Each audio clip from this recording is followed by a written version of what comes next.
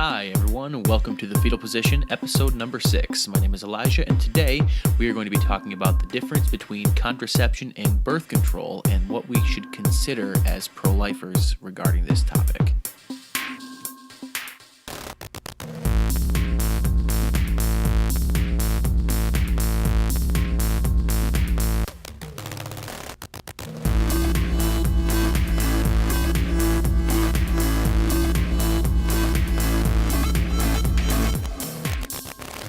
All right, everyone. Hopefully you had a great week. I know I did.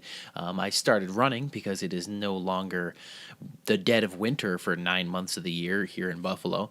But I did a little bit of something weird to my shoulder. Not quite sure what that is, but that's not why you're here. You are here to hear about abortion and bioethics and all that good stuff. So before we jump into the main topic of what I want to talk about today, I want to talk about a couple other little things.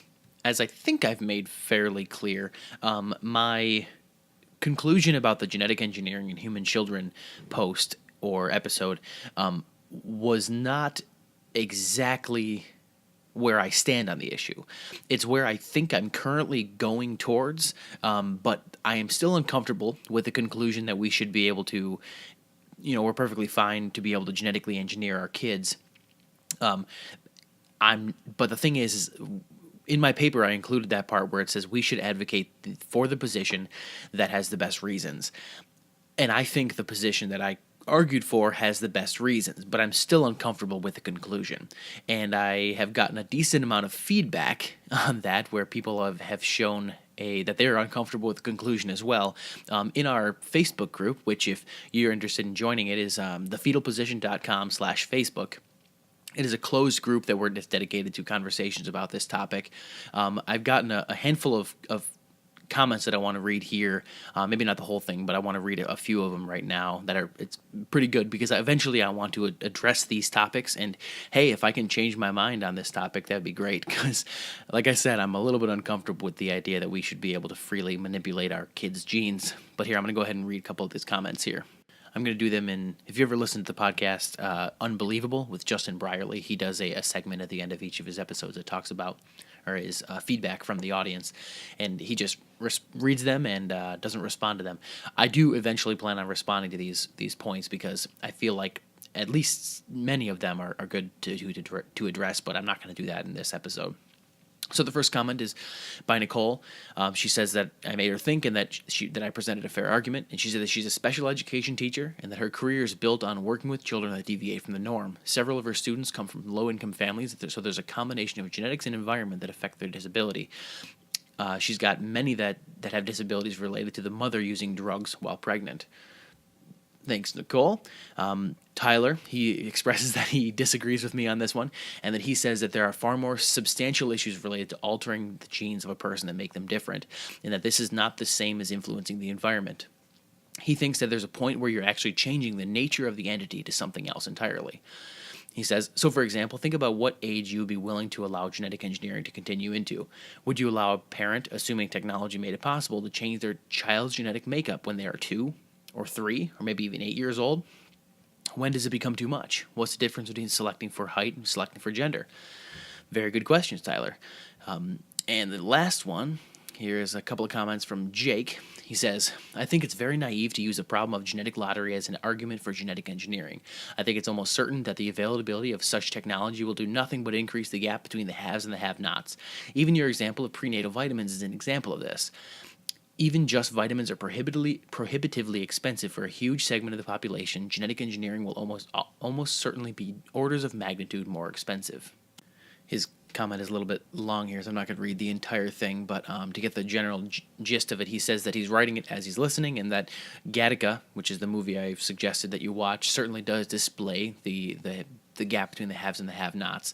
He also says that I don't think you did enough to demonstrate that genetic enhancement is a similar type of action to things like taking prenatal vitamins or managing your child's nutrition. I will consider vitamins/nutrition to be therapeutic, not enhancement. The level of intervention in autonomy is very different, to my mind. Great point. To be honest, I didn't even really think about that when I wrote the paper. Anyway, continue on with what he said. He said, I think that most people would feel uncomfortable with a parent who forced their teen or preteen daughter to undergo extensive aesthetic changes, up to and including plastic surgery, to fit their idea of modern beauty standards. I think a lot of people are uncomfortable even with parents merely supporting their daughter's desire for such procedures, let alone forcing them upon her. I think it does send, in fact, a terrible message and reflects a rejection of the beauty and the uniqueness of every human being. A little bit further on, he says, for your analogy to education to work, we would have to make such therapies and enhancements freely available to all. I understand the practical points and don't undermine the principles of your argument, but there are issues for any sort of implementation, and practical concerns should always be a part of bioethics. And if we did view genetic enhancement as kin to basic child necessities like nutrition and education, then those parents who would deny genetic enhancement to their children on moral grounds would be guilty of child abuse or neglect. He says, I think that is perhaps my greatest issue with this discussion. Even if I could be swayed in that perfectly egalitarian world, there would be no other moral concerns with genetic enhancement. I would not be able to support them because we obviously do not live in such a world. It also brings up interesting ties with other transhumanist fantasies like life extension and eventual biological immortality. I do believe that at its root, all of these things are man's rejection of God by seeking to make him obsolete. Why turn to Christ for the living water? Why eat the bread of life if science can give us such gifts without asking any of the difficult things that Christ does? Humans seek to extend indefinitely his mortal life because they believe it to be the only one they will have. For Christians, at least, we know this not to be the case. Why put off your final reward indefinitely? All right, so yeah, if you guys are interested in going to the Facebook post, the Facebook group, it's thefetalposition.com/Facebook. I appreciate all of the feedback, and if I'm being perfectly candid here, I went into recording this episode. Episode 5, the genetic engineering, with very, very little real substantive pushback. I had a little bit that was sort of along the lines of changing the nature of the being as he or she is, but it was nothing compared to the stuff that was on this Facebook post. So I really do appreciate it, and I will attempt to address these at some point. But like I was saying earlier, I'm not like chained to this position. It was just the position that I had thought was the best one when I wrote the paper. But I will have to admit that I am far less confident in my position now, given the pushback that I got on it, which is great because, like I said, I was uncomfortable with it. All right, next topic here is a petition that the Human Coalition, which actually used to be Online for Life, if you guys were following them on Facebook or if you were fans of their organization, they have changed their name from Online for Life to Human Coalition, which I think is super cool. Just the name of it changes it from just being a pro-life organization to being a whole human life organization, something that their tagline on their website is rescuing children, serving families, and they have a countdown on their website that says every 30 seconds a baby's life is taken by abortion. And since I started this little mini segment, it has restarted again. So that's that sucks. It's it's great to have that there, but it's uncomfortable because of how pervasive abortion is. Anyway, so they have this petition on their website. I'll put it in the show notes, which, by the way, the show notes are going to be thefetalposition.com/6. It says here the petition is called Declare an End to Abortion, and I'm just going to read it from the site. Every 25 seconds in America, an innocent human baby loses his or her life to abortion. That's approximately 3,500 babies killed each and every day, all while our society sits idly by. We humans are endowed with special privileges from our Creator, but we don't have the right to undermine the value of the whole group of people, and we certainly don't have the right to kill them. Abortion can become unthinkable and unavailable in America. It is not a far-fetched idea or an unrealistic hope.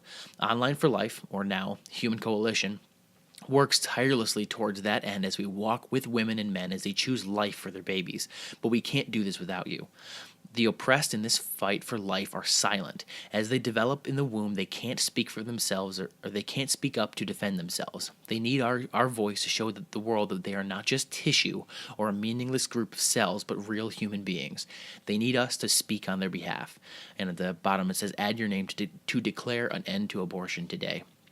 Now, I don't know all of the goals for what this petition is going to do, but I mean, if I'm going to put my name on an organization, it's definitely going to be the Human Coalition. So I signed it a couple of days ago, and I would urge you guys to do the same thing. Obviously, look into what they stand for if you'd never heard of them before. But, I mean, I'm going to do everything I can to stop this because it's evil. But, yeah, so go to their website, sign their petition here, and be a part of as what do they call that, the right side of history, because I'm not going to get into that, but everyone seems to think that their position is on the right side of history, but hey, this time we are. All right, so I'm going to go ahead and move on to the next topic here now real quick, which is unborn baby Cole's development.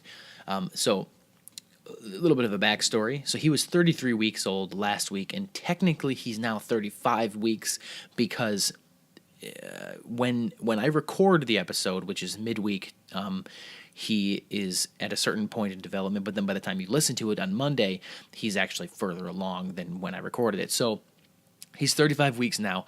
So I'm going to read 34 weeks, and there's something interesting in here that I wanted to bring up. So again, Baby Center, he says, your baby now weighs 4 3/4 pounds, about the size of a cantaloupe, and is almost 18 inches long. His fat layers, which will help him regulate his body temperature once he's born, are filling out, making him rounder. His skin is also smoother than ever. His central nervous system is maturing, and his lungs are continuing to mature as well. If you've been nervous about preterm labor, you'll be happy to know that babies born between 34 and 37 weeks who have no other health problems generally do fine. They may need a short stay in the neonatal nursery and may have a few short-term health issues, but in the long run, they usually do as well as a full-term baby. Now, the thing I wanted to bring up here was a lot of times you'll hear, actually more often than not, you'll hear issues about when someone is talking about abortion, they'll say that it's only up until viability. But if you think about it for a second, viability is not a measure of how valuable a human being is. It's a measurement of our technology. It says here in the article, you'll be happy to know that babies born between 34 and 37 weeks who have no other health problems generally do fine. That's not because the baby is at a certain, it's partially because the baby is at a certain level of development, but it is also because our technology has advanced to a point where someone can be born 6 weeks early. It's a month and a half early, and generally do fine after a short stay in neonatal nursery.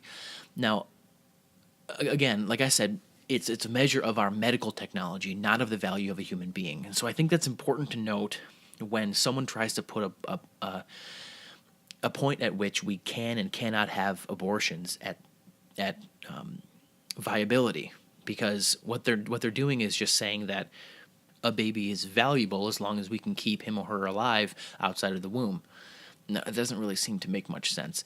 But if you follow that logic to its reasonable end, then if we had the technology that allowed us to take the baby out of the womb at 3 weeks of age, like right after implantation, then that would be viability.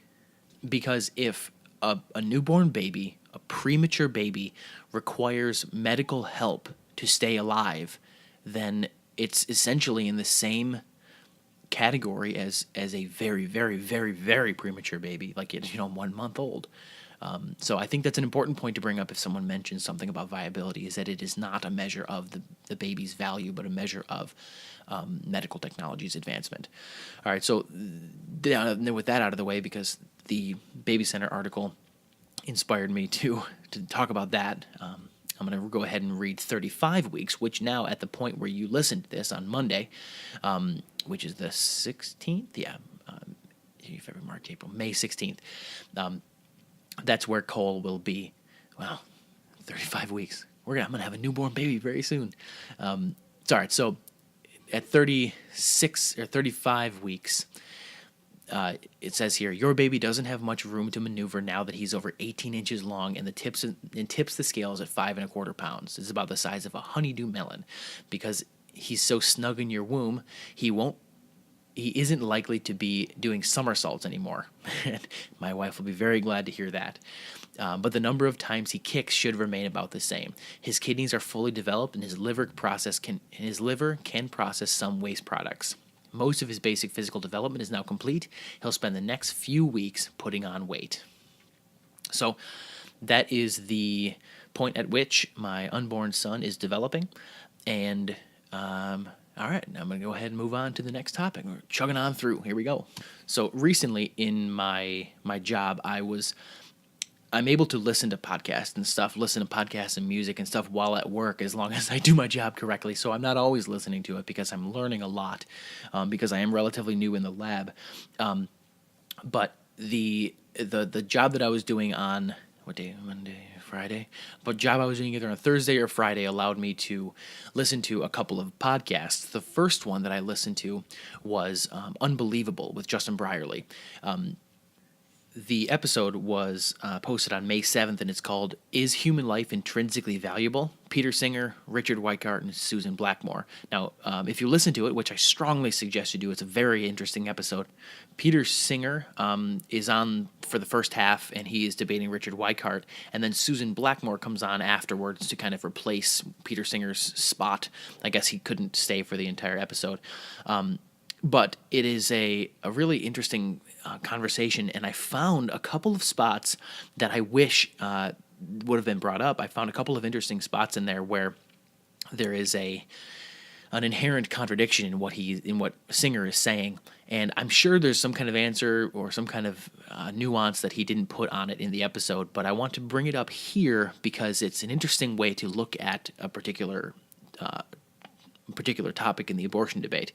For those of you guys who are interested, it is at approximately 30 minutes in, and they're talking about infanticide, because Peter Singer has been known to advocate for that, saying that human beings are valuable due to a certain level of development, of cognitive development, and newborns are not at this level of development, so killing a newborn would be on par with having an abortion, like a late-term abortion, which I applaud him for being at least intellectually consistent, no matter how unpalatable that position may be.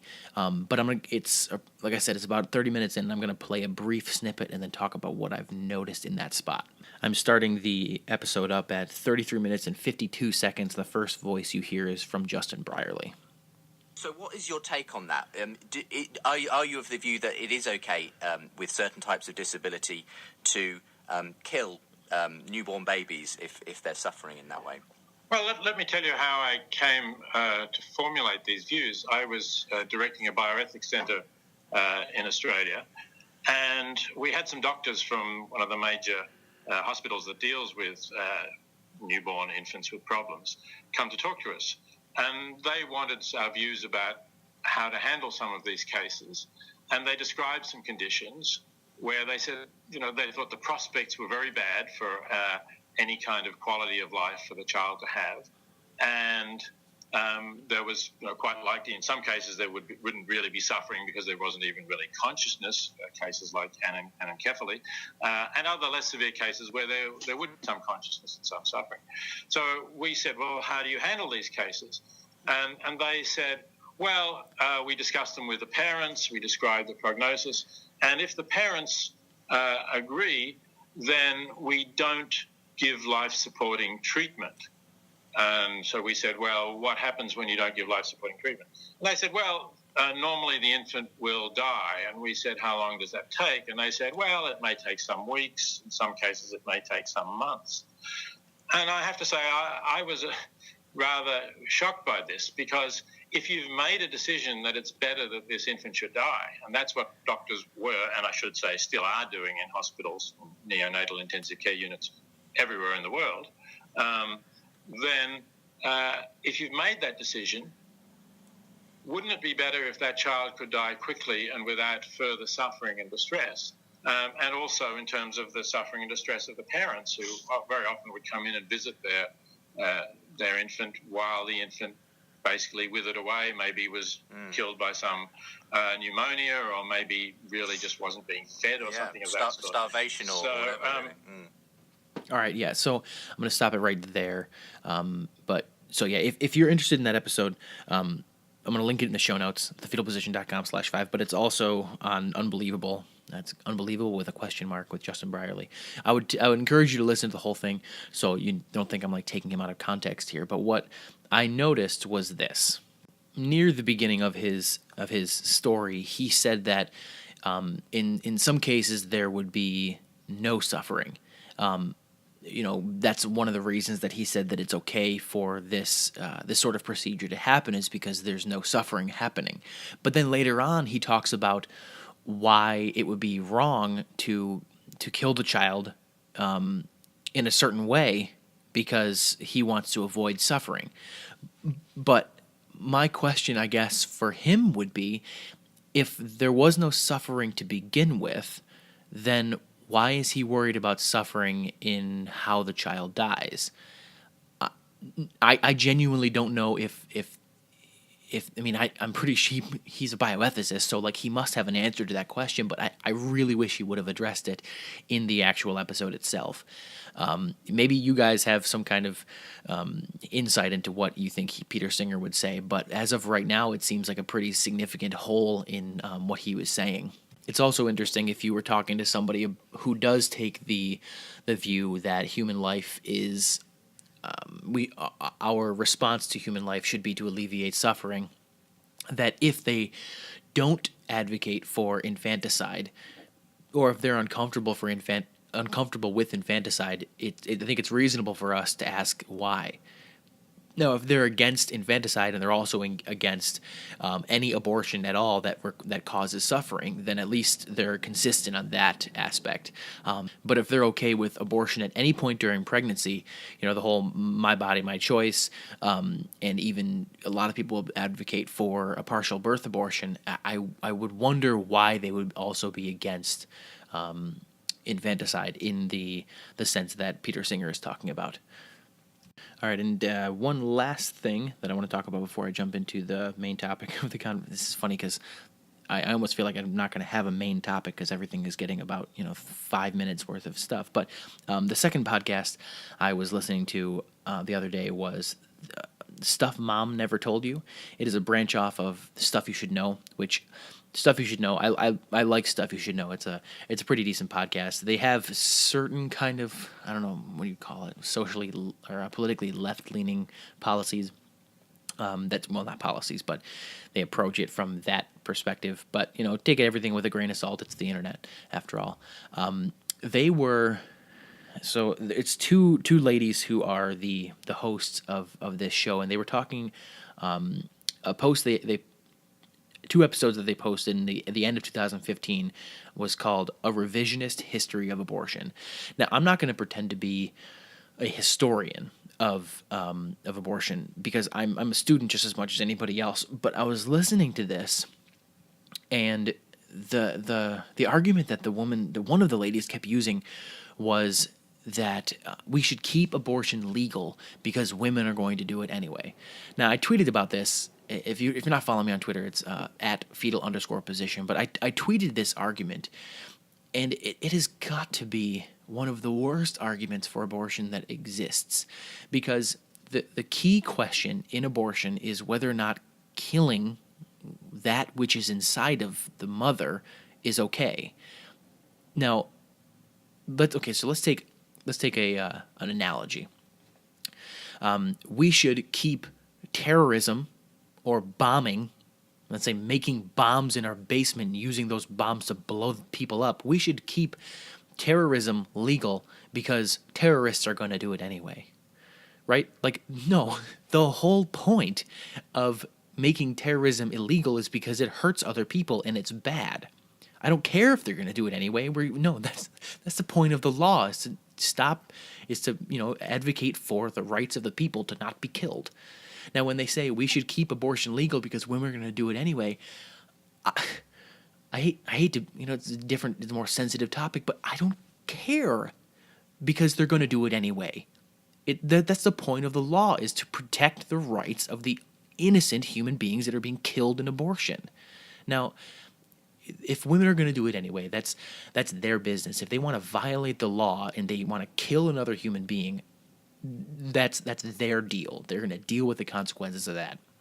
And I want to get into, because there's actually a relatively decent conversation going on within the pro-life community about how women should be punished if pro-life, or if abortion became illegal. I want to get into that at some point. I have a couple of people in mind that I would like to kind of pick their brains first. But, however, jumping back to this whole keep abortion legal because women are going to do it anyway is essentially just begging the question.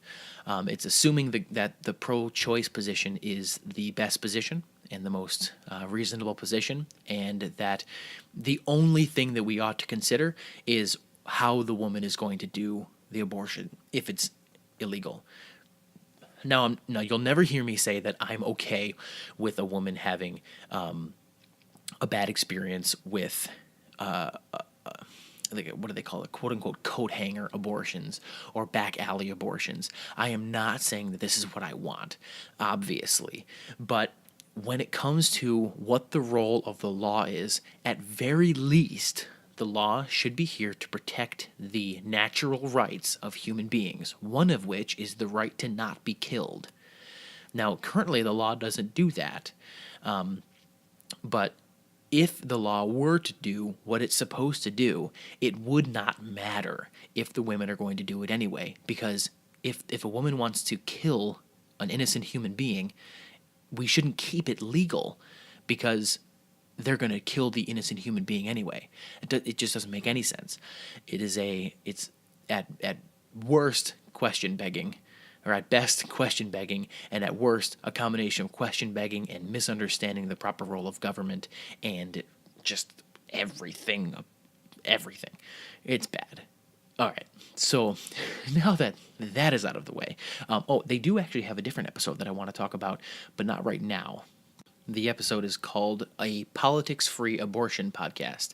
I'll put a link again in the show notes. That's actually done on March 7th in 2011, so it's quite an old one, but I'll talk about that once I put it in the notes of things that I need to talk about. It won't be in this episode, but it'll be soon. All right, so the last thing I want to talk about is the difference between contraception and birth control.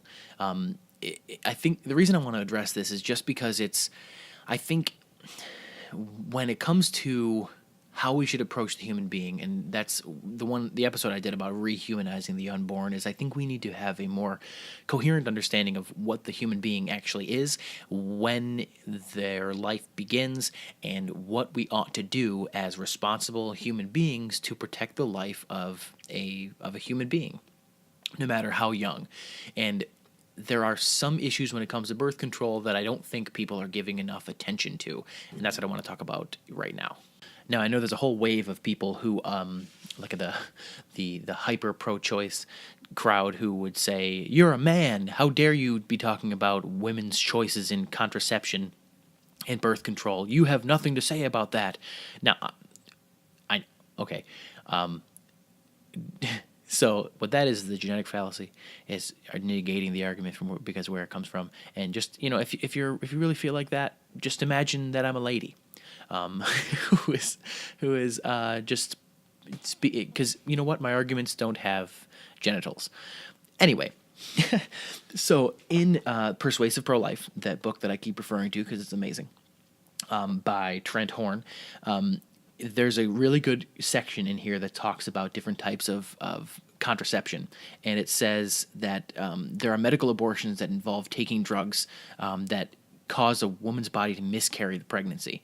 And I'm just going to read here. It says, in the United States, the most common use of these drugs is a combination of mifepristone and misoprostol. If I'm pronouncing that wrong, I'm sorry, called RU-486. So RU-486 is a combination of those two drugs that, according to the National Abortion Federation, causes, quote, changes in the uterine lining and detachment of the pregnancy.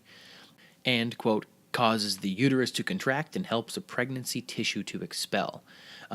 So the key here, I think, is to recognize that life begins before pregnancy begins. I think that's extremely important for people to recognize, because scientifically speaking, the sperm enters the egg when it's before implantation.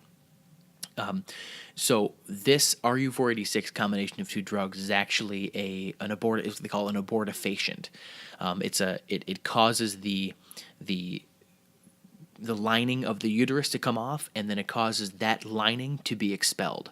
And as the lining is expelled, the parts of the unborn child are also expelled. So this is, in fact, an abortifacient. And approximately 23% of all abortion procedures are this type of abortion procedure. Now, we have to be, as pro-lifers, as human beings, we have to be careful for when we take or when we use certain types of contraception or birth control, to figure out how exactly it works. I keep distinguishing between contraception and birth control, even though a lot of times they're used synonymously. But it's important to notice the difference. Just look at the words. Contraception. Contraception is like to prevent conception. Birth control is not contraception necessarily. Contraception is a form of birth control, but birth control is not contraception necessarily. I hope that makes sense. One of the more famous ways to prevent pregnancy is something called Plan B. I'm sure you've heard of it. Plan B One Step is the actual whole name of it. And if you go on their website, which is planb1step.com, I'll put this up in the show notes as well, you can see how Plan B One Step works. It says it works mainly by stopping the release of an egg from the ovary. Okay, so if the egg never releases, that is contraception. It prevents conception. And it also says it is possible that Plan B One Step may also work by preventing fertilization of an egg, which is the uniting of sperm with the egg. Again, contraception. And then here it says preventing attachment or implantation to the uterus. That is not contraception anymore. Conception has already happened at this point. It is preventing implantation. So what it's doing is it's saying that it's helping prevent pregnancy, which technically is true if we're defining pregnancy as after the newly formed human being has implanted into the side of the endometrium, or into the uterus. Now, I hope you realize why I'm bringing this up, because if we are accidentally using abortifacients when we think we're using contraception, there is an issue that we should probably do our best to avoid. Now, initially, right off the bat, you might be thinking, well, if it's just preventing implantation, whatever, because that happens all the time in, when women don't know that the conception has happened, then they have their period. It doesn't implant. Now, there's a difference here between natural death and actively causing death. Now, people die of natural causes all the time, but that death of natural causes does not give us permission to kill that same person in that same stage of life. The analogy that Trent Horn uses in his book is, let's see here, it says, even if it only prevents implantation, the act would be as morally wrong as locking the front door of your house during a blizzard to prevent your toddler from seeking shelter inside. In both cases, human beings are intentionally shut off from their environment that would allow them to survive. And I know this is not an easy message for our culture to hear. But it is what it is. If the human being is valuable because of what it is, not because of what it can do or how developed it is, then we need to treat it as such.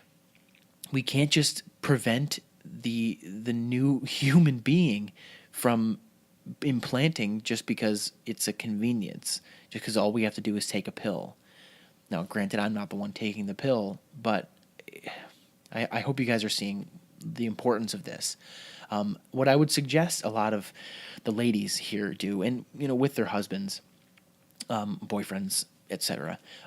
When you are choosing a birth control pill, make sure that it's not an abortifacient. Make sure that if there is a possibility that the pill or the regimen that you're on is possibly causing abortions, there are ways, and I don't even think I have to lay them out here, there are ways to prevent conception. Barrier methods, for example. These are virtually guaranteed to prevent conception, but if conception were to occur, there's no danger of death for the child other than naturally occurring deaths. And at this point, I don't think there's much we can do about the naturally occurring deaths. Eventually, again, I keep saying these in all of my episodes, eventually at some point I want to get into this, but there is an argument that people say that if we really thought that human beings were valuable from conception forward, then why don't we mourn our really early miscarriages? Or why don't we mourn, just out of sake of precaution, why don't we mourn every period? Well, it's because we're not emotionally invested. The reason that we don't mourn in certain things is because we're not emotionally invested. I mourned very, very little for the passing. I know some people are going to hate me for this, but for the passing of Prince recently. I didn't listen to his music. He didn't really affect my life at all. I didn't mourn hard at all. Robin Williams passing, a little bit more, but to be honest, not much. I'm not really the mourning type of person. Now, if someone very close to me dies, yes, mourning happens. But it's the degree of mourning is how invested we are emotionally in the life that has passed. But I don't think that the degree of mourning should give us permission to use birth control that is potentially abortifacient. All right, so that's the last that I want to talk about. That one, I had one additional thing I wanted to talk about, but I don't. Just looking at the time now, I don't think I have time to do it. I wanted to talk about the science behind finding male DNA from women's sons in their brains, because there's a cool thing. Maybe I'll bring that up next week. I won't talk about as many things unless there's a lot of stuff to talk about. So I think I'm going to conclude the episode here. Remember, if you have any questions, you can always contact me either on the private Facebook group, which is the fetalposition.com/Facebook. You can follow me on Twitter, which is at fetal_position, or you can just go to thefetalposition.com/Twitter. And yeah, you can comment on the show notes page, which is thefetalposition.com/6. And actually, one more thing I wanted to talk about briefly before we go. I am a part of, I blog for a website called Theology Mix. I do an apologetics column there, and this is all of the Fetal Position episodes are up on their website now. They are generous enough to host this podcast along with a whole bunch of other really cool podcasts on a Theology Mix network. If you are listening to this on the Theology Mix network, hello, guys. If you are not, I would suggest taking a look at what they have to offer. It's a lot of kind of, they're not like huge name podcasts, like there's no like Joe Rogan Experience or any of that, but there are a lot of really good podcasts kind of along where I am a little bit more well known too, and I wanted to give them a shout out. And yeah, go ahead and subscribe to that. And if you have any other questions, feel free to contact me. All right, that's all I got for you. Hit the music. All right, here we go. See you later. Bye.